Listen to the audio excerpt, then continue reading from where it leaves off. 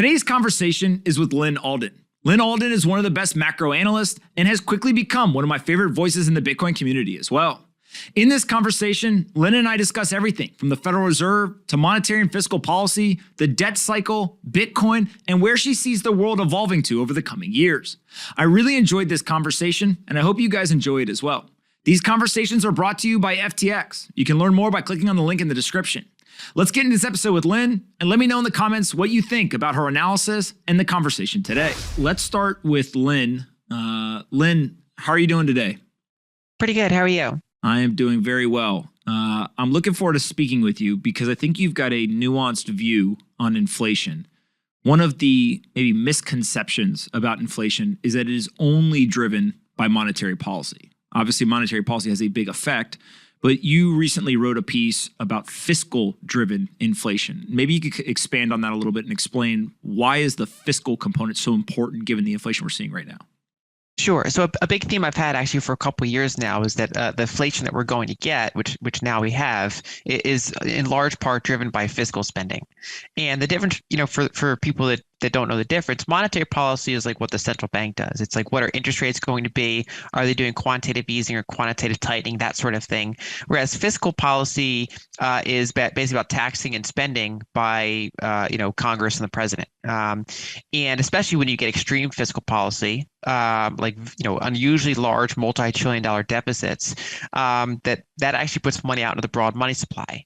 And so if you look back at, say, the 2008 crisis, for example, there was a large monetary response. So we saw the base money go up quite a bit, but most of that just stayed in the banking system.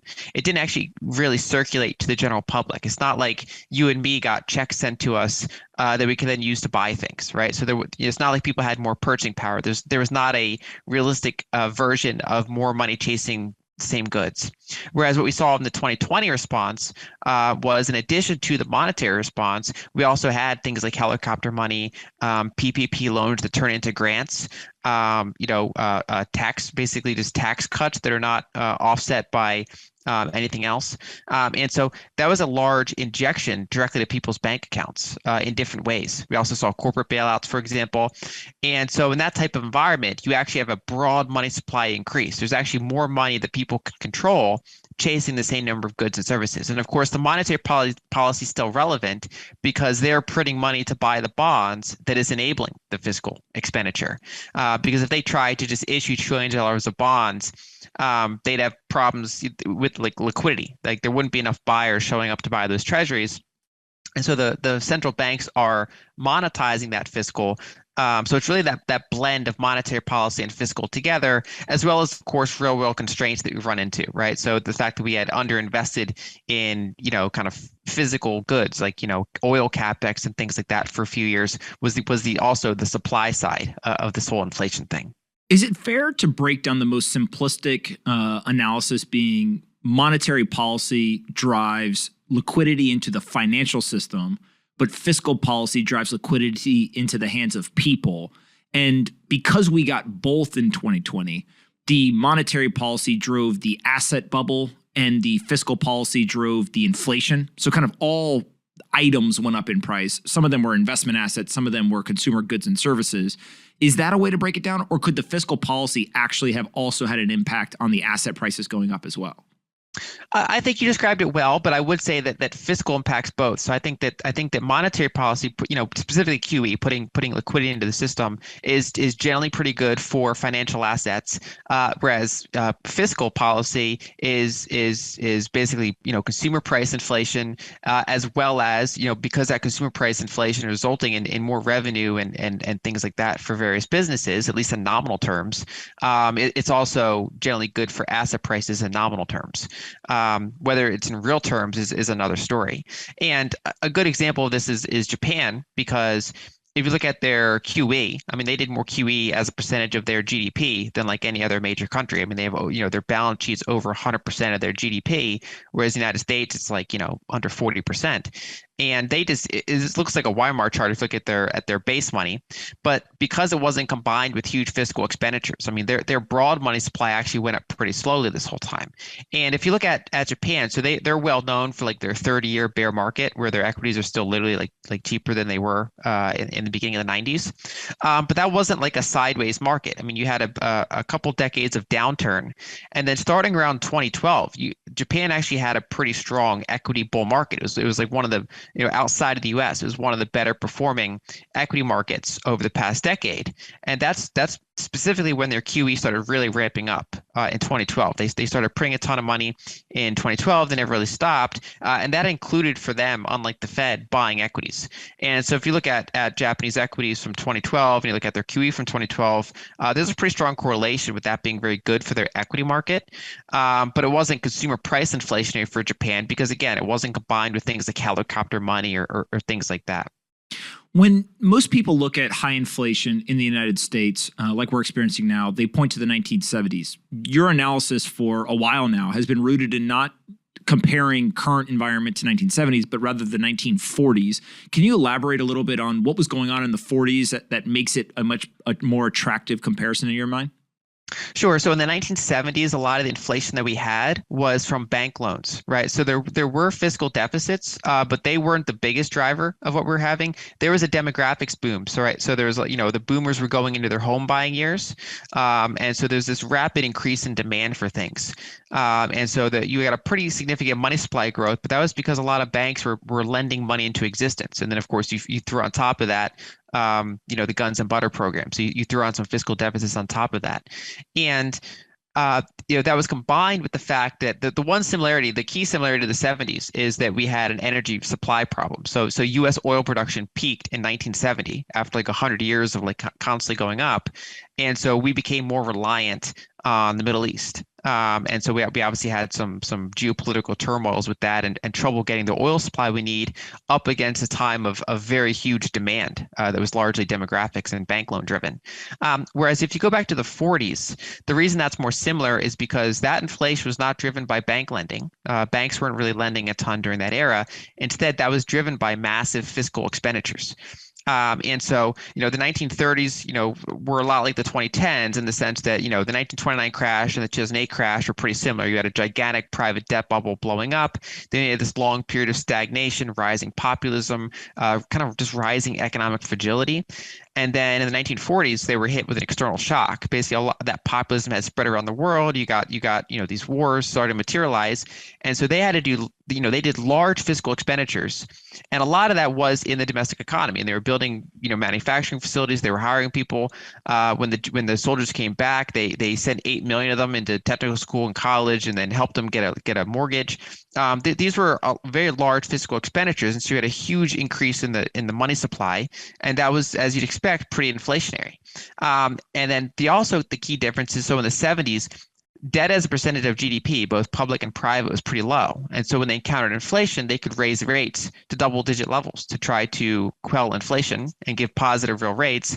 Whereas in the 1940s, because you had so much fiscal expenditure to fight the war, you had over 100% debt to GDP, and so they couldn't really raise rates to match inflation levels, and so they just let it run hot, and you had the biggest ever gap between inflation and interest rates. And in fact, they even pegged the long end of the treasury curve, like what Japan's doing now. And so this environment here in the 2020s, I think, is pretty similar because, one, the growth in the money supply is largely a fiscal phenomenon. It's not due to unusually high bank lending. It's due to unusually large fiscal deficits that are monetized by the Fed, which, again, actually they did that back in the 40s. So there was huge QE in the 40s to monetize it. And it's not due to excessive demand or positive demographics. It's due to that more strained geopolitical environment and that strained economic and socioeconomic environment. You mentioned populism and its relationship with fiscal policy. Obviously, social media has made it much easier for people to communicate around the world. And it feels like every day there's some new thing that people are upset about, or kind of, cancel culture is running wild, or there's virtue signaling going on. And obviously, politicians are not immune to getting caught up in kind of the whims of the flavor of the day, if you will.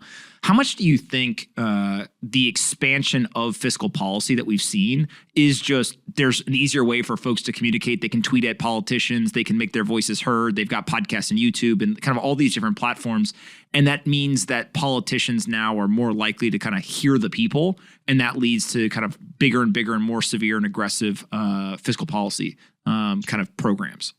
I think it's a combination of that and and then the debt. So the debt portion is the fact that when debt is super high, when you have hundreds of percent, like so in the United States, we have 370% public and private debt as a percentage of GDP. So if you add corporate debt, household debt, and public debt combined, it's 370% of GDP or so. And that's basically unpayable in real terms. And so the question becomes, how does that default? Does that default nominally? Probably not, because the liabilities are in our own currency. And so instead, you generally are going to get default through inflation, where you're just going to have a long period of negative real rates. And so those bondholders will get paid back, but not necessarily, not in real terms. And so large fiscal expenditures, while holding rates low, are one of the main ways to inflate away large levels of debt. So I think that's the mathematical component. And then the more social component is that populism. And generally, that kind of goes back to the fourth turning concept of, people build these institutions and those institutions last for decades. But then over time, as the founders, they die, and then as you get kind of the third and fourth generation of these institutions, they drift away from their original purpose, or they become corrupted, or society has changed and no longer respects those institutions, usually a combination of all these things together. And so in that period of rising populism, they generally feel that the institutions, the frameworks that we've constructed, are no longer working well for the majority of the people. And so you start to get a lot of pushbacks on it. That could be the government, that can be media, that can be certain corporations, basically, certain international organizations. And when you start to get that pushback on that, you get just broad distrust of that sort of thing. And you have just kind of like that very fragile system from how much debt's there. And so I think in that, when they're hit by an external shock, I think they err on the side of basically money printing, because in their mind, it's better than debt collapse. And so generally, when you get the end of a long-term debt cycle like we're at now, it tends to die in fire rather than ice, meaning that you tend to err on the side of high inflation rather than deflationary collapse. You mentioned both public and private debt. What's the relationship between those two, and how do we kind of go back and forth between having more public debt or more private debt? And is it important to watch kind of the percentages or the balance between public and private, or do you just analyze it all as one big bucket of debt? I think they're very different, and it's because private debt is actually more deflationary. Because if you start to default and you don't pay loans back, or things like that, that actually destroys broad money. And so both of the biggest private debt bubble collapses in American history, which would be the 1929 aftermath, into the 30s, and the 2008 aftermath into the 2010s. Both of those were pretty disinflationary periods. And the general theme, and the same thing for Japan, right? So their late 1980s debt bubble basically spent then decades just like melting as that private debt bubble kind of just worked itself out. And a general theme is that private debt bubbles slowly get resolved by pushing that up to the public level, right? So generally a private debt bubble precedes a public debt bubble, and then as that private debt bubble is kind of melting and people are getting all disgruntled, that's usually when they come in with larger fiscal deficits. They do various stimulus, and what eventually happens is that private debt bubble kind of diminishes, but then shows up on the public balance sheet, so larger sovereign debt relative to GDP. And that tends to be more inflationary, because that is never going to be defaulted on, because it's in their own liabilities, and so that's where it eventually gets expressed through the currency. You basically the only way that debt gets discharged is by currency devaluation and basically defaulting in real terms. And so we saw that in Japan, right? So you had that gigantic, absolutely huge private debt bubble, spends decade melting, run persistent moderate deficits that are constantly being monetized, and instead, we've had actually deleveraging, for example, in Japanese corporations, but all that debt is now in Japanese government debt. And then we saw the same thing in the U.S. 1930s and 40s, and we saw the same thing in the U.S. 2010s to 2020. So now we're in more of the public debt bubble phase of this, which tends to be a more inflationary period. When we look at the last, I don't know, 2 years. One of the things that sticks out around the central bank is that the Federal Reserve was holding interest rates artificially low at 0%. And they also were conducting quantitative easing, even though inflation in the summer of 2021 got over 5% and by the end of the year was over 7%. What is the importance of realizing in hindsight that that probably was a mistake? Is it something that you can kind of ascribe a level of severity in terms of the problem we're experiencing now? Or how do you kind of analyze that action? Like, that's such a crazy thing in hindsight that they were still doing that. How do you look at it? One of the challenges I find is determining what is a mistake and what is intentional, right? So if they know that there's super high debt levels and the only way to discharge them is through inflation, you could make an argument that it was a mistake. Whereas, so it's kind of like, are they smart but then being misleading, or are they actually dumb, right? So it's kind of like one or the other. There was a BlackRock paper written in 2019 before the pandemic, and it was like, the next downturn, monetary policy is not going to be enough because interest rates are so low and debts are so high. So we're going to have to do significant fiscal stimulus, but that can be inflationary and drive rates up. So they're going to have to keep rates low through monetary policy. So you're going to have coordination between fiscal and monetary policy. But then the challenge is that can cause runaway inflation. So that's going to have to be managed very carefully. So they actually kind of laid out the whole playbook ahead of time. And that was both BlackRock, and it was advised by Stanley Fischer, former Fed official. And of course, they didn't predict a pandemic, but so it's kind of even bigger than that paper would have suggested. But we actually followed that playbook almost step by step in terms of watching what these policymakers are doing. And so, I think that they certainly overdid it. I think even in their view, I think part of the original one, they wanted to let it run hot for my first reason, that they wanted to burn some debt away. But I didn't think that they thought it would get this hot this quickly. And I think if they did, they probably would have done certain things differently. And I think it's because a lot of their models are just not great. I don't think they're looking at oil capex, the real world supply side stuff. And I also don't think they're making a great distinction between broad money supply and base money supply as its impact on inflation. I just think that a lot of their models are out of date, and that the models are kind of bureaucratic. I mean, they're these large institutions, a lot of academic input, and I don't think they have like the rapid learning effect that you see more in like the business world. When we think about this inflation, I want to talk about two specific contributions. So we're talking about the data and how they didn't think that inflation would get this hot this quickly.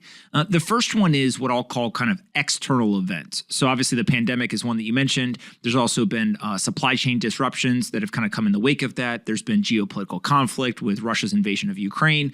How do you anticipate them either trying to see these events coming, to analyze them in real time? Like, how much of an impact do these external events have on changing their policy? Or is it something where they just have their policy, they're going to execute their plan, and although these things happen, they don't really either pay attention, or they end up not actually being willing to change the plan regardless of what happens externally? I think these external things eventually change their plan, especially as expressed through markets. And so the Fed has to kind of put out fires as they come. And so these events kind of, end up showing up in markets, which then ends up having to be the things that the Fed has to respond to. So for example, they, in 2019, I bet none of them expected what they'd be doing in 2020 at the scale they were doing it at. And so they had to, they had an emergency meeting in March 2020, and they were kind of changing their plan because the treasury market broke, which I don't think was on their 2019 bingo cards. Things like what we're seeing geopolitically, it's challenging because it's like it becomes self-referential. Usually, the problems are like when you have long-term debt cycles blowing up and then you have more inflationary periods, that leads to more discontent and more geopolitical struggle, which then leads to more inflation. And so it's kind of that vicious cycle. That's generally what you see in these periods. And so one leads to the other and one leads back to itself. When it comes to, for example, what we're seeing in say, Ukraine, Europe's energy prices, so natural gas prices in Europe, which if anyone has looked at them, they look like a Weimar chart. It's a horrifying price chart, compared to what we're experiencing in the United States in terms of energy prices. So no, natural gas prices soared, but that happened in late 2021. They were already encountering challenges with that. And then the whole Russian invasion just added more problems on top of that. It didn't create the problem initially. It just added layers of additional risks and insecurity and additional volatility and inflation on top of what was already, a physical constraint in terms of natural gas and other things that were happening there. And so I think that's going to be the theme of the 2020s is basically problems feeding back on making the problems even worse. The second piece is the data they're actually looking at. So you mentioned the models are outdated, maybe even bureaucratic to some degree. There's now been what I'll consider public conversation or mainstream conversation around just how the data is collected. There's been articles that show, hey, they only have a couple hundred people that literally physically go to the store with a tablet and they're like manually inputting prices. You can look at something like the CPI rent methodology where they're essentially using outdated census data to call people on the phone. And really where this gets highlighted is we have companies like Square or Zillow or Apartment.com and various other what I would consider more real-time, much more robust data sets. How do you evaluate the maybe accuracy of the data they have? And then how do you compare it to other data sets that are out there that they may just be ignoring or they don't want to use? How do you kind of evaluate it?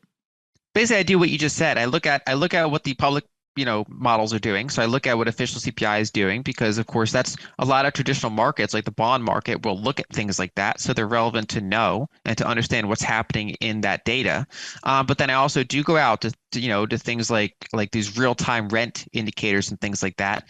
And it's a couple of things. One is it helps you determine the accuracy or the inaccuracy of things like CPI. Two is it lets you predict what's going to happen with CPI. So one of the reasons I was expecting CPI to go up is because I saw the rent component happening in real time, and I was like, this is going to start showing up in CPI because CPI kind of incorporates that over time, but like with a lag and smoothed out and somewhat inaccurate, but it still ends up getting into there in a pretty significant way. And so I think that looking at that mix of things is super important because the government statistics are important for traditional markets responding to them and knowing how policymakers are going to try to respond to them and how they're going to signal around that. But then, yeah, those real world faster time updating ones are super useful for accuracy. There's also things like, there's services that track what used car prices are doing. And it comes out, every couple of weeks instead of, with a lag. And it's, in my view, pretty accurate. And then, like you said, there's really good rent indicators, things like that. As we moved into 2022, kind of at the end of 2021, we started to see the Fed talk tough, and then they actually started to act in 2022. And the overarching theme is basically destroy demand. They keep using that phrase, destroy demand, destroy demand. They now have done a number of aggressive interest rate hikes. They also have stated that they are going to do quantitative tightening. How effective can they be in destroying demand? And maybe even what does that mean in terms of the experience for everyday Americans or financial institutions? If the Fed says they're going to destroy demand, what exactly does that entail? And then how effective can they be? So I think they can be effective in the near term, and I think to some extent they've already have been.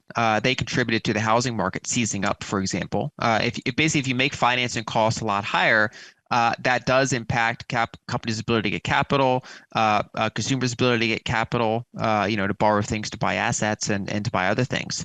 And there's also like a wealth effect, right? So going into this period, U.S. household net worth was 6 times as high as GDP. It got up to 4.5 during the dot-com bubble. It got about the same height during the 2007 housing bubble, but going into this period, it was 6. It was 6 times. And so when the Fed is able to put downward pressure on asset prices by doing things like ending QE, doing some mild QT, trying to raise rates to a period of time, and if people see their asset prices going down pretty quickly, that can also change their discretionary spending levels. And so I think a lot of these things combined do impact demand in the near term. But the problem is that because the economy is so financialized, because there's so much debt in the system, and because the supply side is not really being fixed, especially if you look at the energy component of that specifically, it's kind of short-sighted in the longer term. That basically the only way out of this is improving the supply side. And so again, if you go back to, does the Fed not know, or do they know but they're signaling differently? And so if they're fighting this like the 1970s, I think that's an error. I think instead they have to be aware that in many ways it's more like the 1940s. And so 1970s attempts are likely to backfire and just lead to more pain ahead. I think it's going to be I think we're going to have this inflation issue. I think is going to be something that reoccurs for a period of time. Famed economist Milton Friedman has said, for years that sometimes the government solution is actually worse than the problem itself. If the Fed is treating this like a 1970s situation and that is an error in their policy, what would the ramifications or impact be? Like, what would you expect the problem then to become? I think that they can cause a recession, and then you start to get problems in, say, the treasury market or things like that, and then they have to reverse course, and then it damages their credibility, and then they basically, ironically, by tightening, they can impact the supply side. They can make it harder to bring on new supplies of things that are short and contributing to inflation, and then therefore they can lead to even another inflation spike when they eventually have to reverse and turn dovish again. I think the problem itself goes back to the root of price controls. I don't think that they should be doing price controls. And if you ask most people, should they be doing price controls, and people would say no. But that's essentially what the purpose of a central bank is. They do price controls on the price of money, and so you're kind of in a period of perpetual price controls. And so, of course, the question is, if they set the price at the wrong level, either too high or too low, that has huge ramifications. And so I think the deeper question is kind of like, should central banking in its current form even exist? But the nearer term problem, I think, is that as you get to the end of a long-term debt cycle, so as you get to lower interest rates and higher debt as a percentage of GDP and higher asset valuations as a percentage of GDP, you've really financialized the economy, and then there's no clean way out, right? So I often ascribe, the problems that they have now are somewhat less about what they're doing right now, right? So I'm blaming Powell for all this inflation. It's decades of kind of policy compounding, and then here it becomes a series of bad decisions. Right? Are you going to choose one bad outcome, or are you going to choose another bad outcome because they've already kind of painted themselves into a policy corner? We're recording this at the end of July of 2022, and the Fed has already been conducting a number of actions to create these tighter financial conditions. We're in a year where there'll be midterm elections, and I think most people have given up on the idea of this soft landing. How likely is it that they can continue in the direction that they are without pivoting or kind of waving the white flag through the end of this year? And then how likely do you think it is that there would be some change of kind of strategy before the end of 2023? Like, what is your expectations of, can they break something in the short term? Is it going to be more of a medium term? What do you expect them to do over the coming months and years? So I think by late this year or by early next year, they probably would have pivoted their policy to some extent, especially post midterms. Right now, for example, they're releasing the Strategic Petroleum Reserve. That's obviously a finite thing that they can only do up till about the election. And it's something that they can't keep doing after that. So that's not a policy. That's a fiscal side. That's not a monetary side. In terms of monetary tightening, I think that they can tighten until one of a handful of things happen. Either the treasury market goes illiquid, like it did in March 2020, or credits or repo markets encounter problems, or you start to get a severe labor weakness with unemployment going up, say 100 basis points compared to it is now. And I think those are kind of the three things that could really cause them to have to pivot. And I would certainly expect that to happen before late 2023 and potentially by late 2022. One of the statistics that I saw recently was it's like 80% of countries around the world are experiencing high levels of inflation or materially higher than they historically have. How much of this is a U.S. problem versus just the entire world is suffering at the hands of supply chain disruptions, geopolitical conflict fallout, and kind of other issues? So high debt levels and that whole idea of having to flatten debt away are a theme throughout most developed markets. So the United States, Japan, and Europe at this point. So that's global, at least for the huge areas of global capital. And then commodities are a global market. And so if you have years of underinvestment in energy capex, that becomes a global problem. And then it becomes an issue of kind of game theory, because let's say the United States, for example, prints a ton of money and gives it to people, and those people can go out and buy things and consume energy. If there's another country that did not print money, their energy prices are going to go up too because the Americans printed. And so it becomes a global thing pretty quickly. So it spreads around because these economies are so interlinked, both in terms of their debt similarities, their financial connections, as well as the fact that global commodity pricing is a global supply and demand market. So we saw earlier this year the ECB kind of broke from the Federal Reserve in the interest rate kind of actions. They then capitulated and started to follow.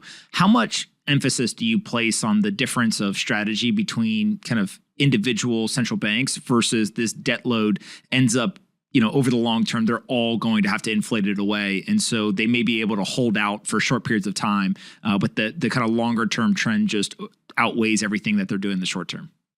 So I think the longer term trend is that all of these countries that have well over 100% public debt to GDP are going to be inflating that away over a period of time. But it does become a question of is it disorderly or is it orderly? What is the order? Does one have to kind of go first? Does one have less room to kick the can down the road than another? Those become relevant questions. I think the ECB is in the most challenging spot because they have a more acute energy crisis than most other developed market areas, and they have a monetary union without a fiscal union. Right, meaning that they set monetary policy for the Eurozone, the ECB does, but individual countries have significant control over their own fiscal policies more than, for example, U.S. states, and so that kind of fragmentation is just it's a really challenging environment to operate in. And then you have countries like Italy with 150% debt to GDP, so they need assistance monetizing their sovereign debt. But then you have other countries that are like, wait, why are we doing that? Why can't we? That's not fair, for example. And so the ECB is just there's more moving levers there that can go wrong compared to the United States, and then even compared to Japan, in my view.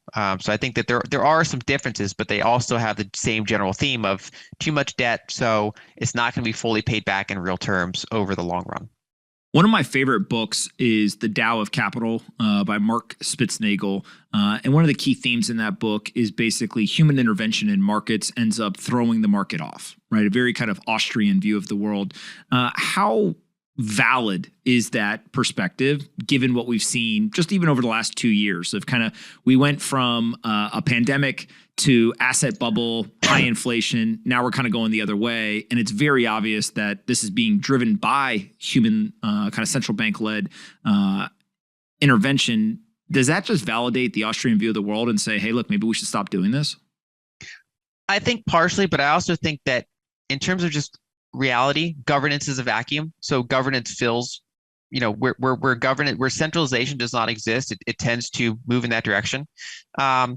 One way I've been describing this whole era, meaning going back 100, 150 years, is that it's mostly a technological shortcoming, right? So because the speed of commerce due to telecommunications channels, starting with like laying undersea cables in the late 1800s and going from there, that basically allowed commerce to occur very quickly, whereas bare asset money was slow. And so it got abstracted, centralized, arbitraged, and so it just became inherently centralized and controlled and political.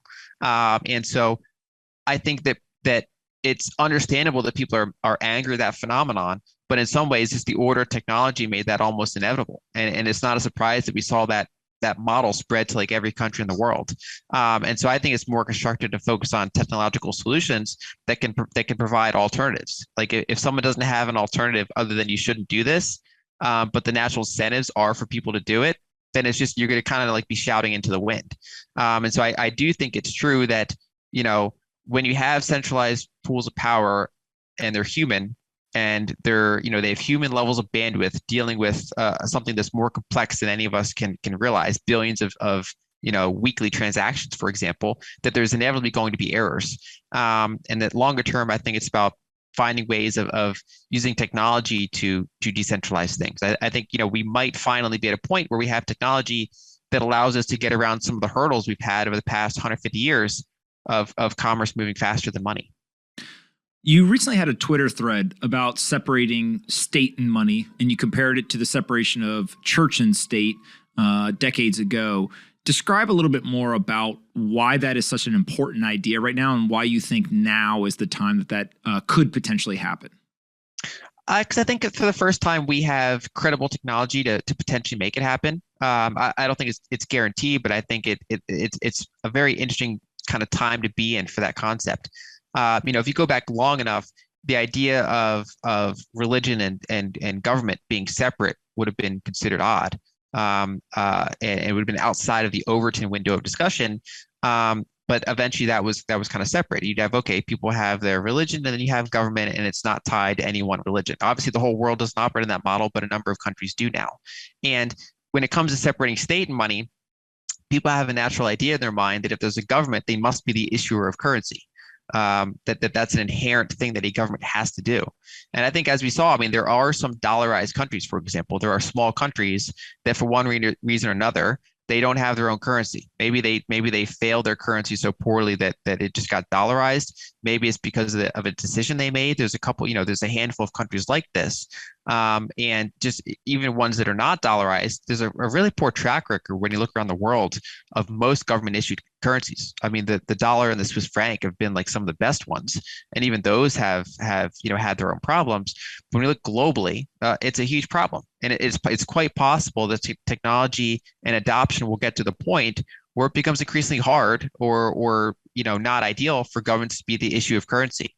And I think it would start at the periphery. The types of countries that are dollarized now, I think there could be more of those that become, private monetized, we can call it, and that it could spread towards the core. But I think it's a trend to watch and to keep an open mind about the role of government, that separating money from state doesn't mean anarchy, just like separating religion and state didn't mean anarchy. It just means a different model and a different division of powers. When I think about these dollarized nations, they basically are having a different country that is focused on a different economy, create the monetary policy which affects their country. And so, it's pretty obvious how that could be difficult or not necessarily ideal. But when it comes to countries that do have their own nation-state currency, one aspect is the single best position to be in would be to control the global reserve currency. Do you agree or disagree with the statement that the second best position to be in would be for the world to use a non-nation state currency if you are not in control of the nation state currency? I think that's a good way to describe it. Yeah, if you have the power to have the currency that everyone else relies on, that's obviously the best place to be in. Whereas the second best choice for everyone is to use a kind of a neutral objective currency. And then the funny thing is, even as the global currency reserve issuer, it's not like everyone in that country benefits equally. Some people are actually harmed by the fact that others in their country are issuing the global reserve currency. And so that goes down to the whole Triffid's dilemma that I've kind of written about and talked about a lot, which is basically, right now, for example, the cost of the United States maintaining its global reserve currency is that we pretty much have to run structural trade deficits to make that work properly. And so that obviously it benefits you if you're near the issuance of that currency. If you work in government, Wall Street, if you're in a very high margin business like technology or healthcare, you're generally shielded or even benefiting from that situation. Whereas if you make physical things in the United States, you really get no benefit and maybe some downside of being in the currency reserve issuing country. And so the fallback for many people is yes, kind of a separate neutral currency, but only if the technology is there to make it possible. I mean, a lot of the reason why gold was eventually moved away is just because it was too slow, and it allowed for policymakers to arbitrage that and get people to use something that devalued and that they had more control over. How do you think the transition would occur? So let's say, this does happen and we transition from a kind of nation state led monetary policy or currency to a decentralized version of it, or a neutral kind of agnostic to any nation. What does that look like? Is it kind of a parallel adoption, similar to maybe what we're seeing in El Salvador, where they're dollarized and they create another legal tender and then they kind of live with two for a while? Is there countries that you would anticipate will just kind of rip the Band-Aid off and say, hey, on Monday we're moving and everyone get on board? Like, how do you see this playing out? I've used probably a parallel option because, I mean, if you use Bitcoin as an example, right now it's too volatile for a whole country just to use that as their entire currency. And so I think it'd be something that just grows in parallel. And the longer it lasts, the longer the Lindy effect goes on, the more that organic adoption occurs, and then a couple countries acknowledge it and maybe use that as reserves, maybe make it legal tender.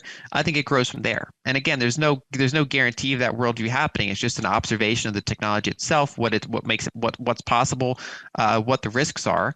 I think in a pre-Bitcoin world, I think eventually probably gold would get some degree of prominence back as a number of these currencies failed. I think that, for example, gold would be more used in reserves, and that you'd have more like, gold as kind of the neutral currency that various fiats get kind of either pegged to again, or at least like, that they all float kind of against gold, and gold is kind of the core of the system. But now I think we have some other alternatives like Bitcoin that I think are, have a shot at changing the way that financial systems work, 20 years from now. And so as you start to see this play out, obviously Bitcoin appears right now to be the most likely candidate to kind of fill this role. Are there other aspects, technologies, digital currencies that you think could potentially fill this role? Or is it just Bitcoin, and that's kind of the one shot we have for kind of a nation state agnostic currency? So I don't really say anything other than Bitcoin that has the qualities to be like a reserve asset or like a global neutral money. I think I categorize a lot of other things as equities. I think some of them are doing interesting things. For example, stable coins are something I've been bullish on for a couple of years now. That they also serve like an intermediate term role, where it's a way for people in different countries to access dollars, even if their local banking system doesn't really want them to, or their local government doesn't really want them to, because the stablecoin issuers are centralized, but the centralized hub is outside of their country. And then due to technology, they can access these digital representations of dollars that are ostensibly collateralized by pools of assets. And so, I think that there are a number of things here, but yeah, the only one I see that actually can reserve that, I think that has the security of being like a global reserve asset is something like Bitcoin. And as you look at kind of Bitcoin and crypto, I think you've done a great job of kind of highlighting the differences, where Bitcoin is something very separate and distinct to the rest of the market. Talk a little bit more about how you see the differences in Bitcoin and everything else. So I think that a lot of other things have some similarities to equities, in the sense that if you try to remove the energy component, you're basically putting in more governance. A lot of them are more centralized, and so they end up looking like equity, like platforms that have some degree of centralized development. A handful of stakeholders that can kind of control the network, which in my view is a lot different than what Bitcoin does. So I think that the way I generally categorize it for a couple of years now is that Bitcoin is money. It's like a digital commodity, and that a lot of else what we see in the space is kind of these hybrids or these digital equities that might have value in their ecosystem and as serving a purpose, but they should just be thought of rather differently. And when you start to look at a number of these other areas, one of the kind of interesting ones that doesn't seem to get labeled, obviously, as Bitcoin, doesn't also get labeled as kind of crypto, is stable coins. They really aren't trying to issue something new. They basically are just a digital token that's backed one-to-one to dollars. On many platforms, whether people want to use them or not, if you want to buy Bitcoin, many times when you deposit fiat in, it sits in a stable coin, and then you have to purchase Bitcoin. How do you look at their role, maybe just in like the Bitcoin and crypto ecosystem? And then we can talk about central bank digital currencies. So stablecoins are serving two significant roles right now. One is, as you point out, unit of account for a lot of trading platforms, either centralized offshore exchanges or in some of the DeFi markets. Basically, digital representation of dollars. It's still dollars. It's just like, not talking about the algorithmic variety, but the actual fiat collateralized variety. Those are just dollars in this kind of more efficient wrapper. And the second use case, the one that actually interested me more, is people in emerging markets or frontier markets in countries with failing currencies. Stable coins are useful for them to hold for kind of intermediate term savings. So I had an Argentinian describe it to me very well. He's like, money that I'm going to spend in under a month, I'll hold in local currency. Money that I want to hold for several months, I'll hold in stable coins. And money that I want to put away for 3 to 5 years, I'll put some of that in Bitcoin. And so I think that there is there's a demand for dollars globally, and stablecoins just happen to be the technology that it enables to allow them to get their hands on dollars.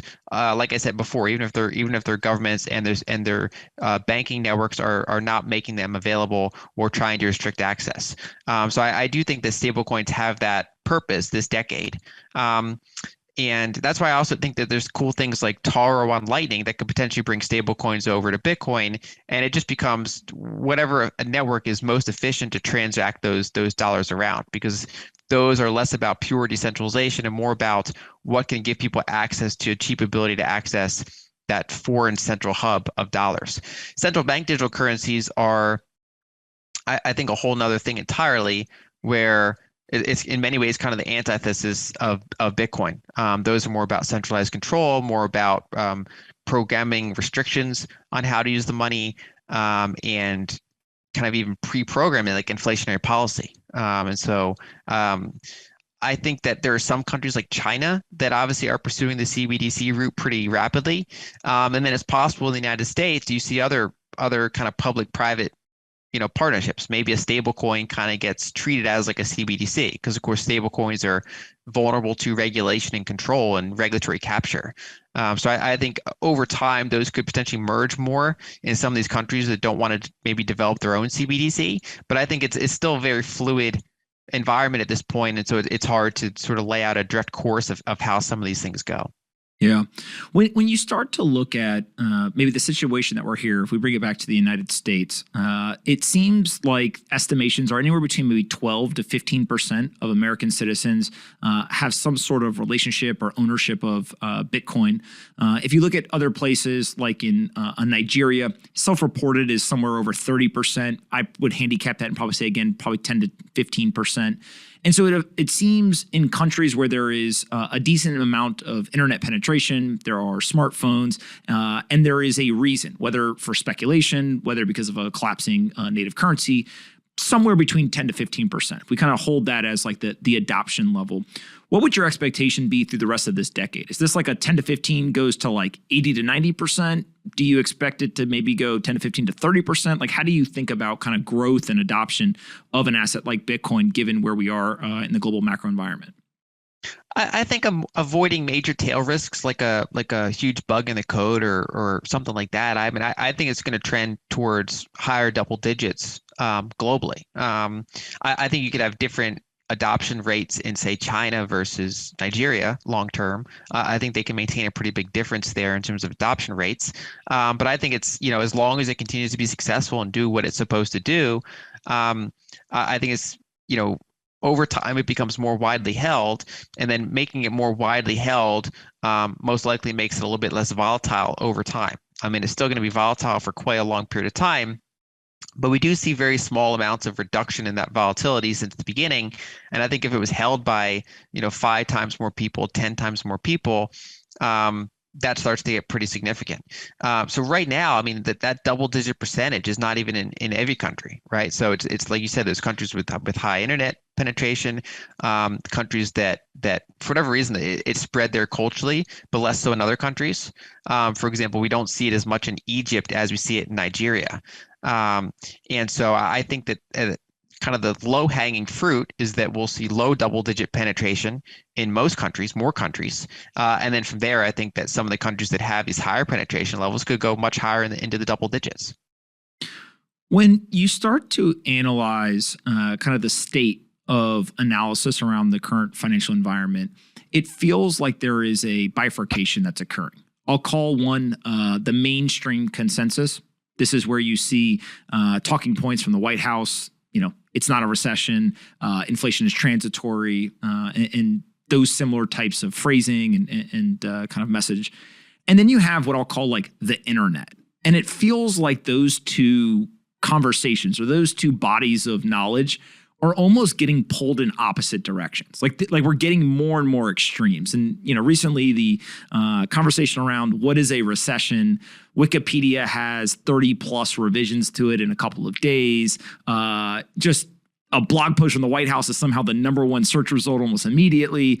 How do you start to think about maybe just the conversation about the data versus the internet and what appears to maybe be a little bit more intellectually honest pursuit of like what is happening? I think that goes back to the whole fourth turning concept of growing distrust of institutions and kind of the gradual entropy, the gradual decay of the perceived value of institutions and the usefulness of institutions. And that's why institutions get those cycles of destruction and being rebuilt in a way that I think reflects, kind of the more modern era each time. And so right now, I think that representation of how we're being told to interpret weak economic data, how we're being told to interpret inflation, and then seeing very different analysis online and elsewhere, I think that's a symptom of the era. And that's not to say that the online version is totally accurate either. I mean, misinformation can also spread very quickly online. And so I think it's important for people to check sources and to do a lot of their own analysis and to look for pockets of credibility. But yeah, in general, I think that crowdsourced kind of intelligence is something that is really sniffing out a lot of the weakness in the institutional narratives in this day and age, and is something that is new compared to the last time the world went through this kind of era. In the 1940s, people couldn't send around memes of like the central bank doing yield curve control and QE and all the different things it was doing. There was, it was a much slower distribution of information. And so I think that can make things rather hard to predict and rather nonlinear as we try to figure out what's going to happen the rest of this decade. As we look forward over the next decade, what are like one or two things that you're looking at or forward to that maybe other people haven't put enough importance on yet? I think traditional markets still think this energy inflation's transitory. And I think the underinvestment in energy capex is going to be one of the biggest themes of this decade. The heart of that right now is in Europe, but I think it's largely a global problem. And that's not just oil and gas. It's also like, if you want to have more EV penetration, you have to have better electrical grids. And it's about getting energy in all the ways it's made to where it needs to be. Nuclear is also, I think, a big component of that conversation. And so I think energy security, energy abundance are going to be like an ongoing issue that, even years from now, I think we're still going to be dealing with. And I think that that's underappreciated and underpriced by, analysts that are not close to the ground in terms of kind of the physical reality of the engineering situation and the complex political situation, all the different factors that go into that lack of capex. The last thing I want to talk to you about is your process for producing the research that you do. LynAlden.com, you put out these monthly reports that are absolutely fantastic. They're incredibly robust. And I think what makes people so impressed by them is not only the thoroughness of the analysis, but also your ability to kind of articulate the ideas so that people who much less smarter than you can understand them. What is that process like, and kind of how do you put those together? Usually what I do is I work on projects in parallel over the course of a long period of time. And so instead of just kind of like working on one piece and then getting it out like, week by week, I really sit on each piece usually for quite a while and I play with it and I kind of sculpt it over time. And I shift back and forth towards whichever one is kind of drawing my interest or that has a deadline approaching and kind of move around like that. And I think that the amount of kind of if you spend 1 week full time on something versus 1 month part time on something, I think that at least the way my mind works, it comes out better if I spent longer time but part time on it, because your opinion can change in a week, right? You might have like had an idea that you thought was cool, and then like a couple of days later you're like, what did I publish? That's it's not how I would write it today. But I think if you really sit on something and play with it for a while, it becomes I think a better reflection of what you think, because you're basically taking a longer sample size of what you really think about something, and that allows it to be more true by the time it's published. Where can we send people if they want to read those those monthly research reports, or if they want to get the rest of the work that you're putting out? So I'm at LynAlden.com. People can find me there, and I'm also active on Twitter at LynAldenContact. Awesome. My last question for you is a little bit more of a fun one. Are you having fun, even though it's a bear market in Bitcoin and kind of as you look around the world, there's lots of issues?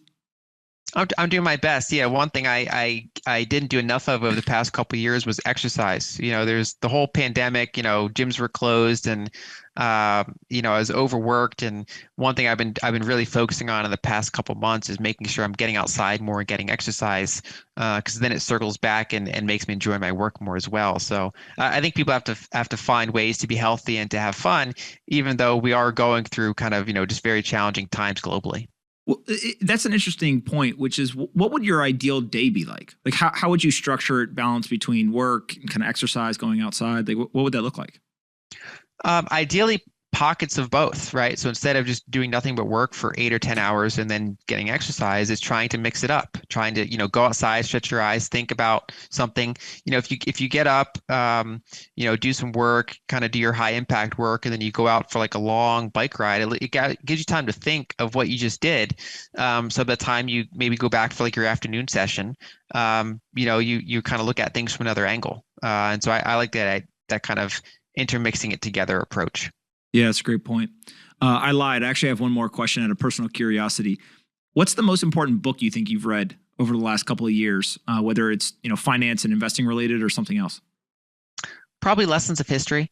I might have brought that up on probably my first or second appearance in a show. I think it's like 100 pages that kind of encompass like 5,000 years of human history and trying to draw a couple big conclusions or just big observations from it. I think it's a pretty important piece. Yeah, you did mention that one, and I've read a piece of it, and it's pretty incredible.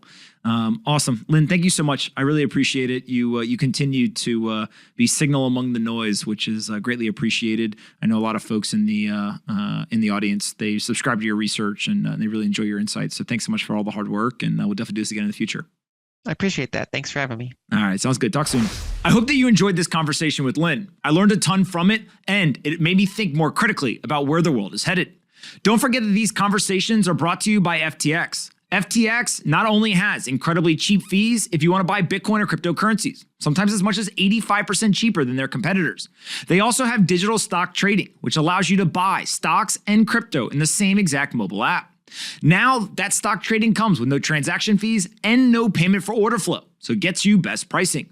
FTX continues to push the pace of innovation when it comes to financial markets. Go check them out by clicking on the link in the description and let me know what you think about their service in the comments.